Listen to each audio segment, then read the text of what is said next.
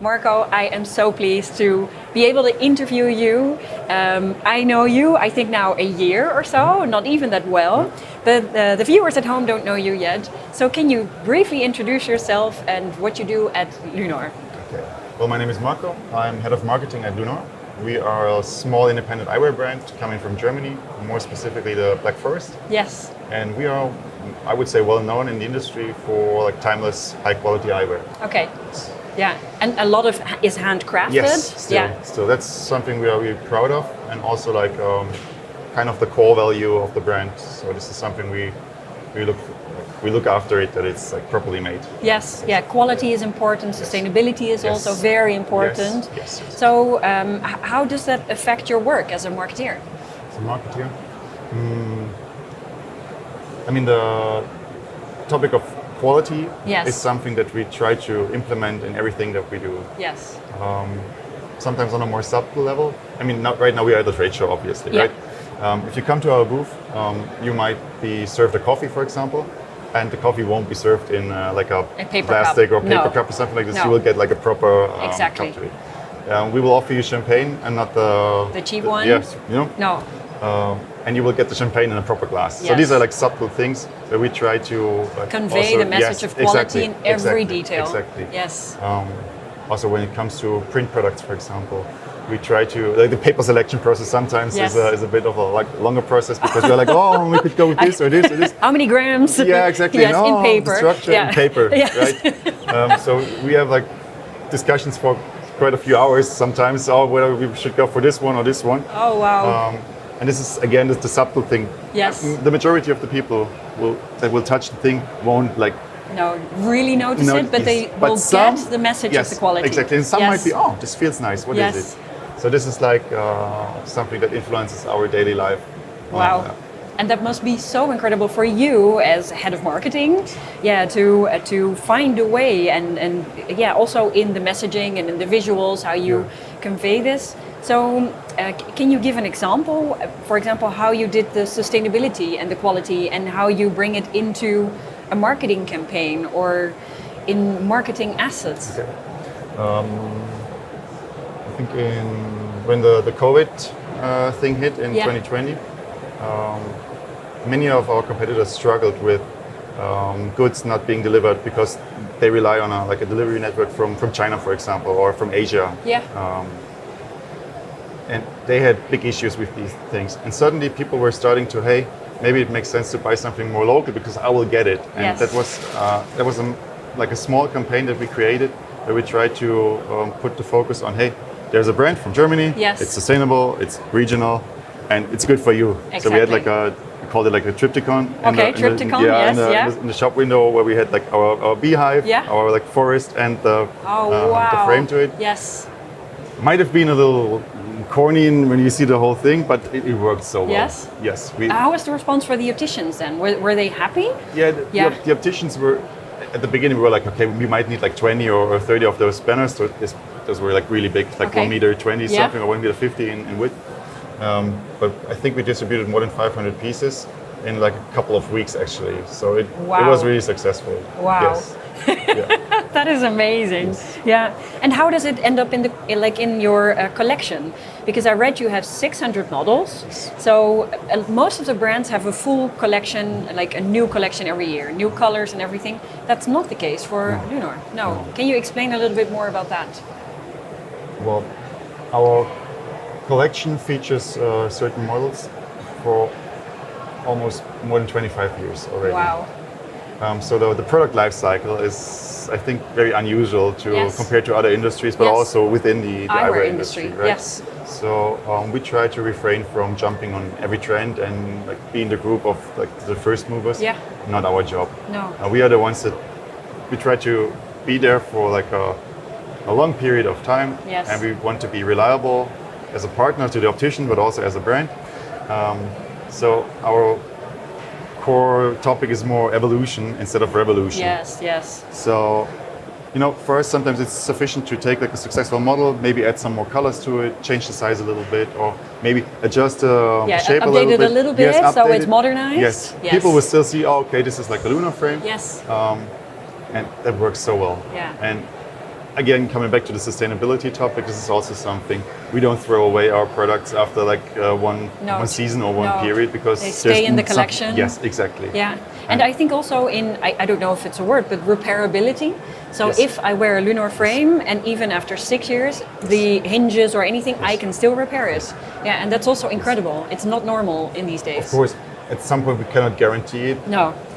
I mean, it's after 15, 20 years, sometimes it might be difficult. But I think we are proud of also having like a lot of spare parts, and we are able to replace things. And it's also something, actually I had to talk about it this morning, that customers, they take if they have like a Lunor after like, let's say 2 or 3 years, maybe the prescription changes and they need new lenses, they take the frame, bring it to the optician, they get new lenses in there and use the frame for another 2 or 3 or 5 years. Yeah. Right? And I think so it's a really good investment. Yes. Wow. And what really struck me, we spoke last year, was it at Silma or was it at Mido or Opti? Okay. Yes. And then you talked to me about the limbic types that we were like sharing some knowledge on marketing. Always fun. I love doing that at a trade show.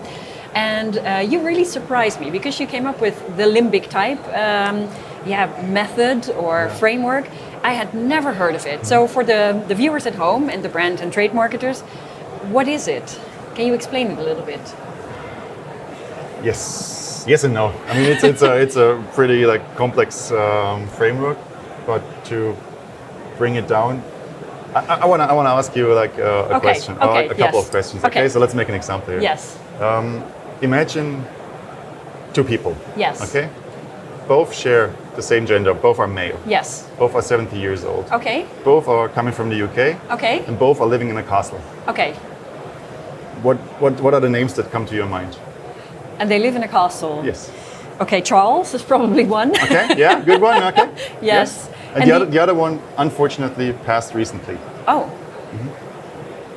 Oh, and do I have to think of a specific person now? Or? Rock and roll, baby. Oh, yay! I'm really bad at these names. Can you help me? Mr. Ozzy Osbourne. Oh, Ozzy Osbourne. Yes. Okay. So now imagine these 2 people, right? They share the same demographics. Yes. But their way of thinking, their way of behaving, buying, whatever.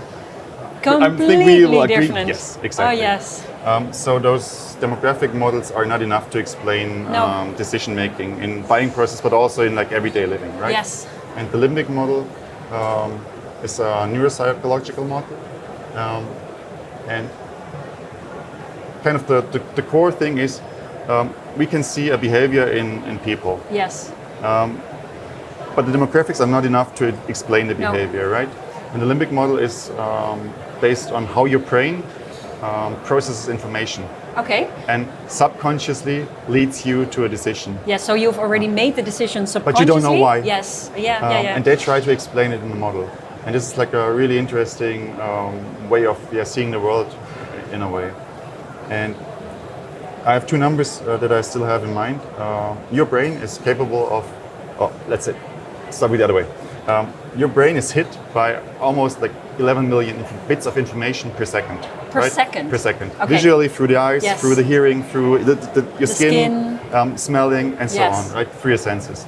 But your brain is only capable of processing like 40 to 50 bits per second. So it has to filter out. So there is something in between that needs to filter if something is relevant for you or if it's not relevant for you. Yes. And that's what the limbic model tries to explain. So for certain people, they filter out different information. Yes. And the interesting part about it is we always think, we are so individual, right? I'm unique. Yes. And I'm totally different than you are. Yes. Might be in our case because I think we are different limbic types, but you can put people into groups. Yes. And if you like monitor them and if you study their behavior, you will see, wait a minute. They kind of they are kind alike. of behave the same. Yes, and it could be that it's not the same age range. No. And it could be, but the behavior is the same. Yes. And we're not only talking about like buying behavior. It's like more general. Yeah, it's a psychological model. So, exactly. But you can also use it to your advantage in marketing. Yes, exactly. Yes. Although this kind of sounds a little bit harsh. We manipulate people. That's not. But that's not what it's about. You want to communicate effectively, and how can you communicate to group 1, 2, or 3? Yes, and sometimes you're doing a campaign or you're like sending a message, and without knowing it, you are sending like a contrary message to someone Yes. because their filter system works differently, and they're like, oh, wait a minute, without knowing, Yeah. no, I'm gonna go to this product, Yes. you know, or I'm And gonna this go would be another the perfect product for them. exactly, Yeah. exactly. Super interesting. And that's what the whole thing is about, like in more than a few sentences. And how did you start doing this at Lunor? Because so you learned about this model. Did you come up with the model? Yes. Was it okay? So you learned about it, and you said in the company we should do We this. should have a look at it and see if it works for us. Yeah. And how long have you been doing that now? Well, we started in December last year. Okay. We had a first workshop with a consultancy company that's actually run by the guy who like came up with the whole model, yeah. whole framework. We just had like another 2 days of workshops this week on Oh. Monday and Monday. Oh, yeah, wow. it's a coincidence. So it's really fresh in the mind now. really Okay. fresh now. Monday, Tuesday, where we were talking about things that we came up with in the first workshop and like the first experiences working with it. And we also had like a focus group with Okay. some opticians to check whether our Yeah, your assumptions validations. are like Yeah, right or wrong. yeah. Right.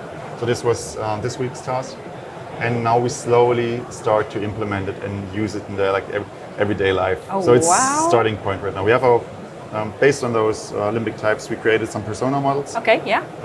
for our target audiences, and now we have to like slowly start to work with it actually. Yeah. And do you then also exclude some of the limbic of models? course. Okay. Yeah. Of course. Yeah. This is a core concept that you have to understand. You cannot target Everybody. every type, everybody. It's not going to work No. for you. You have to be more specific. You have to know who you, and it sounds harsh, but you know who you have to want as a customer, as Yes. your target customer. Yes. Everybody's allowed to buy it, of course. Yes. But for the Who do you creation, focus your marketing yes, towards? exactly. Yeah. Yeah. So right now we have two core limbic types that we are targeting, and a third one that is kind of, let's say, they like the same things, but the motivation is a bit different, Okay, yes. and they might also be attracted by the messages that you send to the other two groups, but they're like not the main focus. And can you highlight one of these things? So, and it doesn't have to be because you don't have to share all your secrets, but No, definitely. like if you come up with like one of these limbic types and you say the behavior or motivation, could you describe what could be the motivation for a limbic type, or could you describe one limbic type? I think to really understand it, we have to start a bit more like Okay. on the upper level. Yes, we go into the upper level. There's like 3 dimensions of factors that motivate people subconsciously. Let's keep that in mind. Yes. We're talking about subconscious decisions. So there's like people tend to go either into a direction of safety. They call it balance in the model. Okay. Like people who are like a bit more careful, thinking about the future. Oh, I'm not going to spend my money. I'm going to take it into the pocket on the bank Yes. account, for example. There's another direction of asserting dominance, showing people, hey, I have the money, I have the status, I'm somebody, Yes. right? And there's another area where it's about stimulation. I want to enjoy things. I want to go on vacation. I want to travel. I want to, yes. So these are like the 3 main Yes. dimensions. And you have to imagine it like you're holding a rubber band in your hand. Yes. And those 3 dimensions are pulling into each Okay, yes, direction. yeah. So it's not like on a map where you can put your finger on, okay, that's it, and we have like the coordinates, and that's how you think. It's always a matter of those 3 main... How they collaborate or Yes, work exactly. or So interoperate. maybe in yeah. your case, it's like pulling a bit more into Yes. this direction. In my case, it's a bit more into this Yeah. direction. And between those 3 main motives, there are like 7 types that you can identify. If you imagine like a circle, Yes. you have like 7 pieces of Yeah. the cake. And usually it's the way that when they are on the opposite side of the cake, they are like totally the opposite. Okay. For example, we have a limbic type called the adventurer. Okay. And as the name already suggests, Yes. it's people that are into Climbing skydiving, and snowboarding, sports, diving, yes. It has to be whatever. exciting. Yes, it has to be fast, it Yes. has to be exciting, and it has to be new, right? Yes. And on the opposite of the scale is the traditional type, and they are like exactly the opposite. They're like, okay, Reading books. yes, insurances. Yes, insurances. Yes, these kind of things. Yes. So I would say you are like more on the open side of the thing. Yes. You might like, but it's an assumption. You might enjoy going to a restaurant. You might go to maybe like an art thing. Enjoy listening to music, stuff like this. You know me well. Yes. Yeah, and this is something Yes. you can tell also from Yeah, colors. the colors. Yes. Yeah, and shapes also Yeah. something. And yeah, so it's an interesting thing to talk about. Super right? interesting, Yeah. super interesting. And you say we're now going to put it into practice. So we had our 2-day workshop. So did you have some assumptions up front about your Lunor customers that you had to reshape or come back to? Yes and no. For us, it was a big struggle because we are selling our goods to the optician usually. Yes. Yeah. Or we are selling it to our distributor who sells it to their opticians in Yes. their country, right? So we actually don't know a lot about our end consumers No. who actually buys our product in the optical store, Yes. right? So That's crazy, the actually. yeah, Yes. exactly. You're selling a product and you don't know to whom you sell No. it, right? Ultimately, so we had a lot of assumption, of course. I mean, you're talking to opticians, you get their feedback. We had a But gut. it's filtered by them. Of course, Yeah. it's filtered. Yeah. Right, and you get a gut feeling, and we see a pattern, for example, and of course we put this into our model also. So we did not have to like rethink the whole. But it was validation, yes, I think. it's validation. Yes. And then nuancing maybe your findings. Yeah. Yeah. And is that also going to reshape how you do your marketing? Yes. Yes. Yes. I mean, sometimes your gut feeling is right. So you will do a lot of things right, but maybe in the details you have to readjust. Yeah. If you wording, for example, is something where you can make a lot of mistakes, mistakes in terms of limbic type targeting. So this is something that we have to like do a lot of remodel, fine-tuning. fine-tuning. And how do you do that in different languages? Because I think the reshaping in your native language, German, is one thing. In English, you're very Different story. fluent, so it's also, but still, I think different you story. could. Different But in story. French or Slovenian or I don't know, like a different language, how do you do that? How do you? Good question. Ask me next year again. This place. Sorry, it just popped up. No, it's a really good one. Especially the wording is something where you can make so many mistakes. Yeah. But can I give you an example in English? For example, the word understatement is something that's like used heavily in our communication. Attracts a certain limbic type. Exactly. Yeah. At least in German, there are different words for understatement. Okay. I don't know if refined is the proper term in English, but it's like a little bit setback Okay, would be yeah. kind of the translation. And this is totally contrary to the limbic type that is attracted by understatement. It's just the different kind of wording. Yeah. But they're like, setback, okay, this is not my thing. Understatement, this is my thing. Oh wow! And then Yes. the setback type thing attracts the type that you actually don't want to target, right? So does ChatGPT help you with this? Saying these words are this? Or is it, how do you A-B test? But you cannot A-B test on limbic types, but you're... It's difficult. How? I mean, that's what was the biggest challenge for us, to like actually understand how the concept works, Yes. how the limbic type works, and especially how the target limbic types work.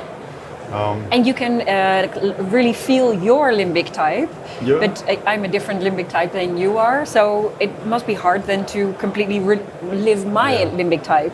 So But I would say there is like a certain pattern which you have to be aware of and understand, and then it's way easier to say, okay, this word we can use it. This word, okay, not our thing.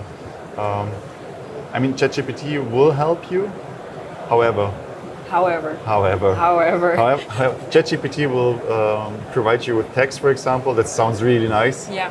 But if you look at it in detail, I'm not so sure if it's and like, especially this refinement, it cannot do that. Exactly. No. On first glance, it sounds nice, but if you go into the detail, I don't think it's at a point where it can help you a lot with these things. So you still need the human here. Yeah, the fortunately. human in the loop. Yes. And then if I were a brand manager, I'm looking at this interview or I'm listening, I'm curious, what would you tell them if they want to start with the limbic types? What would be the process? How would they approach this? I would say Google, get a book, read the book. hopefully in English in the future. Yes, a limbic type professor, make it in English. Yes. Yes. We just discovered that it's only there in German, so Yeah. limits the audience a little bit. Read the book to get like an understanding for it. And I think in this case, it is really necessary to get like an external company to help you with Yes, it. and question you. Yes, Yes. yes. And I would actually say don't go to like a random PR, like, advertising agency. No. Because they might sell you something that sounds similar, but No. it's a different thing. It is a different thing. It makes sense to go to the original founder and like get a proper assistance here. Cool. Very cool. So you've learned a lot. How long have you been working at Lunor now? 11 years now. 11 years. Yeah, you live and breathe. Almost on the date. Really? Yes, I started 1st of October in 2014 actually at Silmo. Oh, really? Yes. So Selma was your first day, Yes. basically? Yeah. Wow. Actually 2 days before that because this show. Yeah. Wow. Yes. How is Silmo for you? What do you like about Silmo if you compare it to the other trade shows? The international factor, I think, is Yeah. the biggest asset of Silmo. We don't go to Mido as an exhibitor. We only go to the Opti and to Silmo because it's the international one, Yes. right? And on the way, I mean, we are based in Hall 7, at the very end of Hall 7. Right now we are in Hall 6. So it took me like maybe 10 minutes to walk Yes. Here. And it's the first time, I would say, in minimum the last 7 or 8 years that I had the possibility to actually walk through all the yes. halls and see what's happening, right? Yeah, because Then- you're always in your yes, booth. You're, You cannot you're get stuck out. in your booth, Yes. right? Because you have appointments. And that makes you, made me realize, it is. There's a whole world out yes, there. exactly. Yeah, exactly. it's gigantic. Yes, and I think that's the biggest asset of the Silmo as a trade Yeah. show. And if you look back, you would come into the company, so the 1st of October, 11 years ago. Mm-hmm. What advice would you give your mini Marco? Like, it's not really the mini Marco, but the junior Marco. The junior Marco. I think I would say 2 things to myself. Number 1, just watch and learn. Watch and learn. It's actually something that I did at the beginning. Like for the first half year, don't start to like change everything. Don't start to adjust everything because you see something. Just sit there, watch, understand, and learn, and then gradually start to do the adjustments. Bring new stuff Yes, in. Yeah. yes. It's overwhelming for people if you do it all at once. Yeah. Sometimes you might like turn the screw over here and you affect the screw over there Exactly. without Yeah. actually knowing. So Yes. the more screws you turn at the same knobs you turn, It will be the more- chaos. yes, it will be chaos, and you won't see the pattern actually. And I would also say continue educating yourself. Because, I mean, in my case, I was coming from university. Yeah. So you are still in the training of Learning mode. learning and stuff like this. Yes. And if you stop doing it, I think at some point it's really hard to Yes. go back and say, okay, let's take the books and learn something new. So this would be something I would say, do Yeah. it a bit more than. And what do you want to learn then now? So if we sit here next year, you want to learn about the languages and limbic types and Yes. translations. But for yourself, what would be the personal growth thing for you if you want to keep learning? We are really fortunate because we don't work with agencies. The limbic type is a different Yes. story. But it's a consultant. Yes, They it's a help you consulting. through the Exactly. process. Yeah, they don't do it for No. you. No, they're just No. pointing you into the direction, Yes. right? But I think this is something very not unique but special at Lunor. My team consists of I think six people at the moment. We do our social medias our own. We have 2 graphic designers. We have the content creator. We have a big photo studio. We have a media design student. We have the PR person. Wow. So we are the little agency within the company, so Yeah. to speak. So we have to learn on a daily basis. Yeah. And like in the past 12 months, we are like very actively doing video productions. Yes. A big interview series all over the world, but also on a smaller scale. And I learned a lot about the video stuff, how to place light, how to like edit and look at all the details that you. Quality. Yeah. But The devil is in apply the to the details. video world. Yeah. So this is something where I'm like really into at the moment. Wow. And I would love to like continue the learning Learn process. more. Yes. And video is so important in marketing. Yes. I mean, Yes. pictures are nice and you need them, but you need the video. Yeah. Yeah. It adds something that the picture can't do. But the combination, of course, is the key factor. So. Wow. Did I forget to ask you anything that you would really like to share with me or the audience or? You should know. Nah, I'm kidding. What is the intention of the series actually? From your So side? for my side or our side is really our customers are brand managers and trade marketers, and when I speak to brand managers and trade marketers, they have such experience and good knowledge but they hardly come in contact with each other. True. So the designers, they do speak with each other sometimes.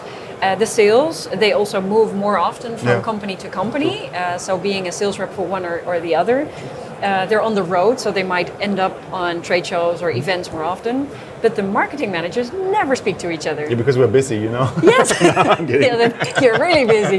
Yeah, but it's so interesting. I think there is like a knowledge that could be shared more without giving away information to the competitor, or it's learning together. I think also as an industry and as a group. I think this way of thinking, oh, this is like my little secret. No, Come yeah. on. In nowadays world, there's the internet, there's ChatGPT, there's Yes, you companies can that find- help you. There is no more secret. No. Come on. I think be open, transparent, learn from each other. I think it lets you grow, it lets the business grow. So, and I believe in partnerships, and these partnerships come when you share and you dare to share knowledge and information. Yeah, true. So, that's why we like to speak to professionals in the marketing field and branding field. So, and that's what we want to share with this interview series. Okay. Yeah, I'm really happy to be here. So I'm really happy you could be here.